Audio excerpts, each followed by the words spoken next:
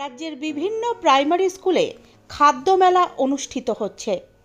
পড়াশুনোর ফাঁকে রন্ধন এবং খাদ্য নিয়ে বিনোদনের মাধ্যমে ছাত্রছাত্রীদের কিছু শেখানোই এর মূল উদ্দেশ্য।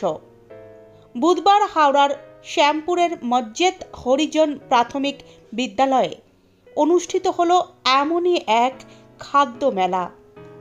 পিঠেপুলি থেকে শুরু করে ফুচকা, পাস্তা, চাউমিন, ঘুগনি সব কিছুরই স্টল ছিল এখানে।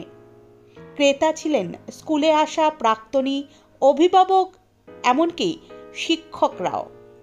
এদিন দেখা গেল পাস্তা নামক খাবারের চাহিদা ছিল তুঙ্গে।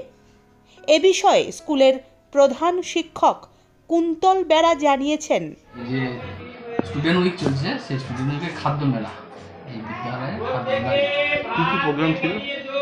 এই খাদ্য মেলায় যেমন স্টুডেন্টদের, আমি আগে গার্জেনদের মিটিং ডেকেছিলাম, সেই স্টুডেন্টদের অনেকেই আজকে এখানে তাদের ঘর থেকে তৈরি করে এনেছে পিঠে পুলি, বা কেউ ফুচকা এসে তৈরি করে এনেছে।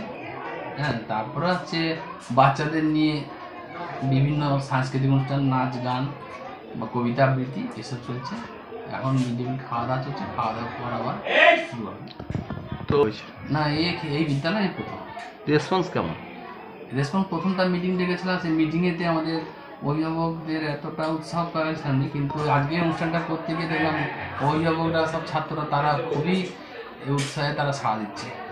সামনে বলে কি পরিকল্পনা কি ভেবেছে? সামনে বছর ভাবলাম, তো দেখলাম যে এভাবে অভিভাবকরা আগে আসছে, তো সামনে বলে তোমাকে অনুষ্ঠানটা আরও বাড়াতে হবে, এবং যাতে এইখানকার এই এলাকার পিছিয়ে পড়া এলাকাটা যাতে আরও ভালোভাবে সমাজের কাছে উঠতে পারে, বা আমাদের সরকারের কাছেও যে একটা স্কুল আছে এটাও যাতে প্রতিষ্ঠিত হয়, সেই জন্য আমরা উদ্যোগ নিচ্ছি, যাতে আগামী দিনে যাতে ভালোভাবে হয়।